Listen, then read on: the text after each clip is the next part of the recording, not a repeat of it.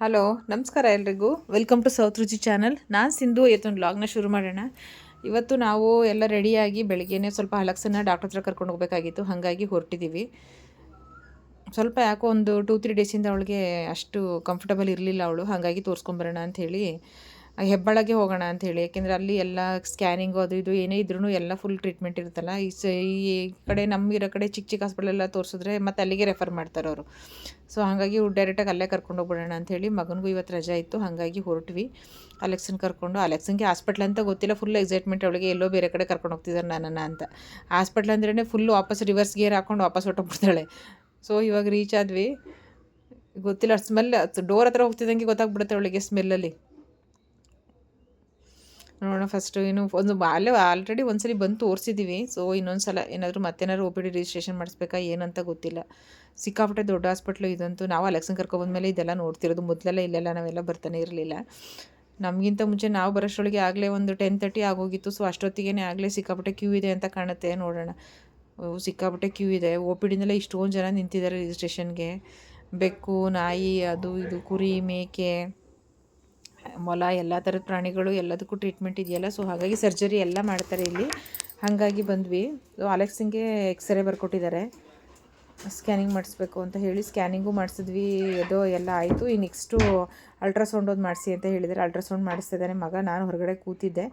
ಎಲ್ಲ ಮಾಡಿಸ್ಕೊಂಡು ಮುಗಿಸ್ಕೊಂಡು ಮನೆಗೆ ಬಂದ್ವಿ. ಸೊ ಸದ್ಯಕ್ಕೇನೂ ತೊಂದರೆ ಇಲ್ಲ ಅಂತ ಹೇಳಿ ಮತ್ತೆ ಇನ್ನೊಂದು ದಿನ ಡೇಟ್ ಕೊಟ್ಟಿದ್ದಾರೆ ಅಲೆಕ್ಸಿಂಗೆ, ಅದು ಕರ್ಕೊಂಡು ಹೋಗಬೇಕು. ಹಾಗೆ ಅವಳಿಗೆ ಬರ್ತ್ ಕಂಟ್ರೋಲ್ ಆಪ್ರೇಷನ್ನು ಕೂಡ ಮಾಡಿಸೋಣ ಅಂತ ಹೇಳಿ. ಅವ್ರು ಯಾವ ಡೇಟ್ ಕೊಡ್ತಾರೆ ಅವತ್ತು ಹೋಗಬೇಕು. ಇದುವರೆಗೂ ಏನು ಮರಿ ಏನು ಹಾಕಿಲ್ಲ. ಸೊ ಮಾಡಿಸೋಣ ಅಂತ ಹೇಳಿ, ಸುಮ್ಮನೆ ಏನಕ್ಕೆ ನಾವು ಚಾನ್ಸ್ ತೊಗೊಳ್ಳೋದು ಅಂತ.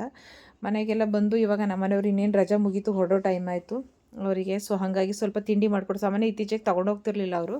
ಸ್ವಲ್ಪ ತಿಂಡಿ ಮಾಡಿಕೊಡು ಏನಾದರೂ ಅಂತ ಅಂದರು. ಸೊ ಹಾಗಾಗಿ ಕೋಡ್ಬಳೆ ಮಾಡೋಣ ಅಂತ ಹೇಳಿ ಸ್ವಲ್ಪ ತೆಂಗಿನಕಾಯಿ, ಮೆಣಸಿನ್ಕಾಯಿ ಅದೆಲ್ಲ ಹಾಕ್ಕೊಂಡು ರುಬ್ಕೊಂಡೆ.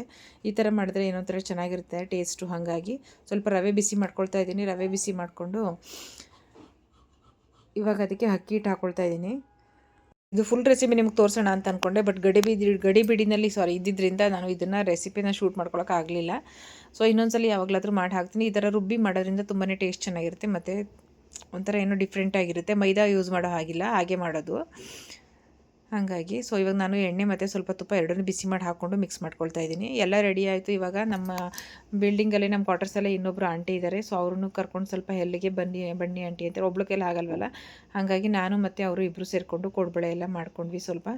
ಅದಾದಮೇಲೆ ಮಧ್ಯಾಹ್ನ ಊಟಕ್ಕೆ ಸ್ವಲ್ಪ ಚಿಕನ್ ತಂದಿಟ್ಟಿದ್ರು, ಅದನ್ನು ಮಾಡೋಣ ಅಂಥೇಳಿ, ಏನಂತ ಹೇಳ್ತಾರೆ, ಮಲೈ ಚಿಕನ್ ಅಂತ ಹೇಳಿ ಓವನಲ್ಲಿ ಮಾಡೋಣ ಅಂತ ಹೇಳಿ ಮಾಡಿದ್ವಿ. ಸ್ವಲ್ಪ ಕಾಜು ಪೇಸ್ಟ್ ಜಾಸ್ತಿ ಆಗೋಯ್ತು, ಟೇಸ್ಟು ಸ್ವಲ್ಪ ಜಾಸ್ತಿ ಇರೋದ್ರಿಂದ ಅಷ್ಟೇನು ಇದಾಗಿರಲಿಲ್ಲ. ಓಕೆ, ತಿನ್ಬೋದಾಗಿತ್ತು, ಚೆನ್ನಾಗೇ ಇತ್ತು. ಕಾಜು ಪೇಸ್ಟು ನೆಕ್ಸ್ಟ್ ಟೈಮ್ ನೀವೇನಾದ್ರು ಮಲೈ ಚಿಕನ್ ಮಾಡಿದರೆ ಸ್ವಲ್ಪ ನೋಡ್ಕೊಂಡು ಹಾಕಿ, ತುಂಬ ಜಾಸ್ತಿ ಹಾಕಬೇಡಿ, ಟೇಸ್ಟು ಸ್ವಲ್ಪ ಕಮ್ಮಿ ಆಗಿಬಿಡುತ್ತೆ. 1 ಸ್ಪೂನ್ ಹಾಕ್ಕೊಂಡ್ರೆ ಸಾಕಾಗುತ್ತೆ. ಊಟ ಎಲ್ಲ ಮುಗಿಸಿದ್ವಿ. ಇವಾಗ ಸ್ವಲ್ಪ ತೆಂಗಿನಕಾಯಿ ಖಾಲಿಯಾಗಿ ಹೋಗಿತ್ತು, ಹಾಗಾಗಿ ಮಗನ ಒಂದು 2-3 ತೆಂಗಿನಕಾಯಿ ಹಿಡಿದಿಡು ಅಂತ ಹೇಳಿದೆ. ಸೊ ಅವ್ನು ತೆಂಗಿನಕಾಯಿ ಹಿಡಿದಿಡ್ತಿದ್ದಾನೆ. ಒಂದ್ಸಲಿ ಪದೇ ಪದೇ ಹಿಡಿಯೋಕ್ಕಾಗಲ್ವಲ್ಲ, ಹಾಗಾಗಿ. ಮತ್ತು ಇಲ್ಲಿ ಕಸನೂ ಬರುತ್ತಲ್ಲ, ಡ್ರೈ ವೇಸ್ಟು ಮತ್ತು ವೆಟ್ ವೇಸ್ಟ್ ಬಂದಾಗಲೇ ಹಾಕಬೇಕಲ್ಲ, ಹಾಗಾಗಿ ಒಂದೇ ಸಲ ಡಸ್ಟ್ಬಿನ್ಗೆ ಹಾಕೋಕ್ಕಾಗತ್ತೆ ಅಂತ ಹೇಳಿ ಒಂದೇ ಸಲ ಹಿಡಿದಿಟ್ಕೊಂಡ್ಬಿಡ್ತೀವಿ ತೆಂಗಿನಕಾಯಿನ. ನಮ್ಮನೆಯವ್ರಿಗೇನೋ ರೊಟ್ಟಿ ಬೇಕಿತ್ತಂತೆ, ಹಾಗಾಗಿ ರೊಟ್ಟಿ ಮತ್ತು ಟೊಮೊಟೊ ಚಟ್ನಿ ಮಾಡಿಕೊಟ್ವಿ. ನೆಕ್ಸ್ಟ್ ಅದಾದಮೇಲೆ ಇನ್ನೊಂದು ರವೆ ಉಂಡೆನೂ ಮಾಡಬೇಕಾಗಿತ್ತು. ಸ್ವಲ್ಪ ರವೆ ಉಂಡೆ ಮತ್ತು ಕಾಯಿ ಒಬ್ಬಟ್ಟನ್ನು ಪ್ಯಾಕ್ ಮಾಡೋಣ ಅಂಥೇಳಿ ಮಾಡ್ಕೊಂಡ್ವಿ. ಇದು ಕಾಯಿ ಒಬ್ಬಟ್ಟು ಮತ್ತು ಪುಳಿಯೋಗರೆ ಗೊಜ್ಜು, ರವೆ ಉಂಡೆ, ಕೋಡ್ಬಳೆ ಎಲ್ಲ ಪ್ಯಾಕಿಂಗ್ ಆಗ್ತಾಯಿದೆ. ಇವಾಗ ನೀಟಾಗಿ ಪ್ಯಾಕ್ ಮಾಡಬೇಕಲ್ಲ, ಯಾಕೆಂದರೆ ಈ ಫ್ಲೈಟಲ್ಲಿ ಏನು ಮಾಡ್ತಾರೆ, ಲಗೇಜ್ ಆ ಕಡೆ ಈ ಕಡೆ ಇದು ಮಾಡೋದ್ರಿಂದ ಲೀಕ್ ಆಗೋ ಚಾನ್ಸಸ್ ಇರುತ್ತೆ. ಹಾಗಾಗಿ ರವೆ ಉಂಡೆ ಎಲ್ಲ ಬಾಕ್ಸ್ಗೆ ಹಾಕ್ಕೊಂಡೆ. ನಮ್ಮನೆಯವರು ಅವ್ರದ್ದು ಬಟ್ಟೆ ಇದನ್ನೆಲ್ಲ ಪ್ಯಾಕ್ ಮಾಡ್ಕೊತಾ ಇದ್ದಾರೆ. ಇವಾಗ ಬಂದಾಗ ಎಷ್ಟು ಖುಷಿ ಇರುತ್ತೆ, ಮತ್ತು ಹೊರಡ್ಬೇಕಾದ್ರೆ ಅಷ್ಟೇ ಬೇಜಾರಾಗುತ್ತೆ. ಅವರು ಅಲ್ಲಿಂದ ಬರ್ಬೇಕಾದ್ರೆ ಸಿಕ್ಕಾಪಟ್ಟೆ ಎಕ್ಸೈಟ್ಮೆಂಟಲ್ಲಿ ಬರ್ತಾರೆ, ಊರಿಗೆ ಹೋಗ್ತಿದ್ದೀನಿ ಅಂತ. ಮತ್ತು ವಾಪಸ್ ಹೋಗ್ಬೇಕಾದ್ರೆ ಅವ್ರಿಗೂ ಬೇಜಾರು, ನಮಗೂ ಸಿಕ್ಕಾಪಟ್ಟೆ ಬೇಜಾರಾಗುತ್ತೆ. ನಮ್ಮ ಲೈಫೇ ಅಷ್ಟು, ಏಕೆಂದರೆ ಸ್ಟಾರ್ಟಿಂಗಿಂದ ಅದು ಮಕ್ಳಿಗಾಗಲಿ ನಮಗಾಗಲಿ ಅದೇ ಥರ ಲೈಫು. ಬಂದಾಗೇನೋ ವರ್ಷಕ್ಕೊಂದು 2 ತಿಂಗಳು ಅಥವಾ 2 ಹಬ್ಬ ಅಂದರೆ ಒಂದು 3 ತಿಂಗಳು ಜೊತೆಲಿ ಇರ್ತೀವಿ ಅಷ್ಟೇ. ಆಲ್ಮೋಸ್ಟ್ ಎಲ್ಲರೂ ಬಿಟ್ಟೇ ಇರೋದು.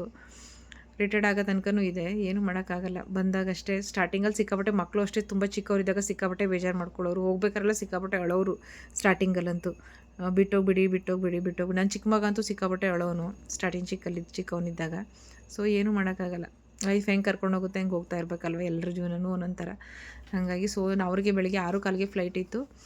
ಹಾಗಾಗಿ ಬೆಳಗ್ಗೆ ಒಂದು 2-2:30ಗೆ ಎದ್ದು ಎಲ್ಲ ಪ್ಯಾಕ್ ಮಾಡಿ ಹೊರಟ್ವಿ ಇವಾಗ. ಯಾಕೆಂದರೆ ಒಂದು ಸ್ವಲ್ಪ ಬೇಗನೆ ಇರಬೇಕಲ್ಲ, 1.5-2 ಅವರ್ಸ್ ಬಿಫೋರ್. ಹಾಗಾಗಿ ಅವರು ಸಿಕ್ಕಾಪಟ್ಟೆ ಬೇಜಾರು ಮಾಡ್ಕೋತಿದ್ರು. ಒಂದು 20 ಡೇಸ್ ಅಷ್ಟೇ ಬಂದಿದ್ದವರು, ತುಂಬ ಜಾಸ್ತಿ ಏನು ರಜಾ ಬಂದಿರಲಿಲ್ಲ.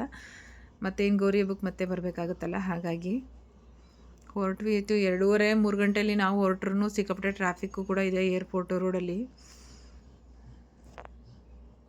ಈ ರಜೆ ಹೆಂಗೆ ಕಳೆದೋಯ್ತು ಅನ್ನೋದೇ ನಮಗಂತೂ ಗೊತ್ತಾಗಲಿಲ್ಲ. ಮಗನ ನೋಡೋಕೆ ಹೋಗಿದ್ದು, ಬಂದಾಗ ಯಾವಾಗಲೂ ಹಂಗೆ ಅಲ್ಲಿ ಇಲ್ಲಿ ಓಡಾಡೋದು, ಸುತ್ತಾಡೋದು, ಬ್ಯುಸಿ ಇರ್ತೀವಿ ಬಂದಾಗ.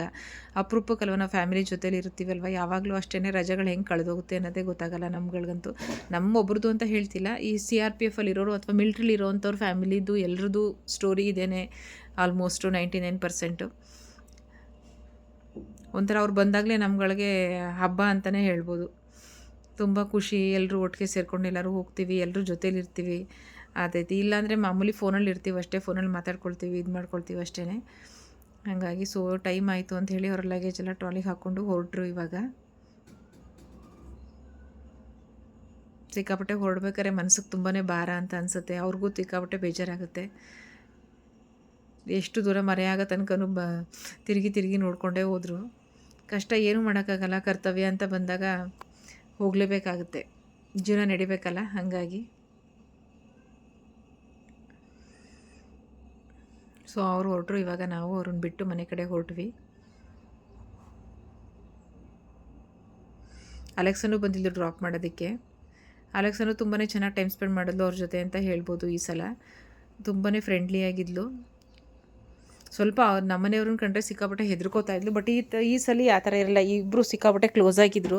ತುಂಬ ಚೆನ್ನಾಗಿ ಇಬ್ಬರು ನಮ್ಮ ಜೊತೆನೂ ಅಷ್ಟೇ ಮಕ್ಕಳು ತುಂಬಾ ಚೆನ್ನಾಗಿ ಟೈಮ್ ಸ್ಪೆಂಡ್ ಮಾಡಿದ್ರು. ತುಂಬ ಖುಷಿ ಆಯಿತು.